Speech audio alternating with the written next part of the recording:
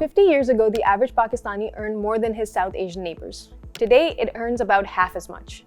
What went wrong? And how can it be fixed? Aasim Mairaj Husain has explained it in his article for Dawn's Business and Finance Weekly. Pakistan's economy has slipped far behind others in the region. Living standards, education, and healthcare are all lagging, not just compared to India, but even to Bangladesh and Sri Lanka. The reasons are long-term. A growing population, weak economic planning, and policies that keep repeating the same mistakes. Pakistan's population has quadrupled in the last 50 years.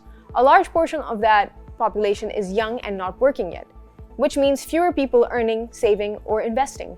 In countries like India and Bangladesh, there are more people of working age, and that helps their economies grow faster. If Pakistan had a similar age ratio, our savings rate could have been 10 percentage points higher. Population isn't the only problem. Pakistan has a history of spending more than it earns. Today, nearly 60% of government revenue goes into interest payments. That leaves very little for health or education or infrastructure, things that actually drive long-term growth. Pakistan has turned to the IMF over 20 times.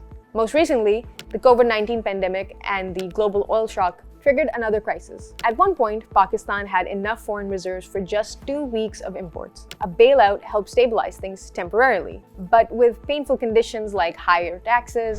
Instead of just cutting budgets, Pakistan needs to invest in people. That means better health service, access to family planning, and education, especially for women. These steps can slow population growth, increase productivity, and create space for savings and growth over time. But none of that is possible without tax reform. Only 1 to 2% of Pakistanis pay income tax. Whole sectors like agriculture, retail, and real estate are barely taxed at all. To fix this, the government needs to raise an extra 6% of GDP in taxes over the next 5 years. Even then, we'd still be among the world's lowest in tax collection. Raising taxes is just one piece. The government also needs to cut waste like subsidies for the rich or funding for loss-making state enterprises, and any new tax money should be used smartly to expand access to education, healthcare, and basic services, especially for those who need it most. To succeed, Pakistan also needs international support. Without low-interest loans from institutions like the World Bank, we'll be forced to borrow at higher rates, which only increases debt pressures and limit private sector growth. A brighter future is possible, but it requires a shift in focus. Aasim Mairaj Husain writes that Pakistan must invest in its people, reform how it collects and spends money, and build partnerships with the world. Otherwise, the country risks being stuck in crisis after crisis for years to come.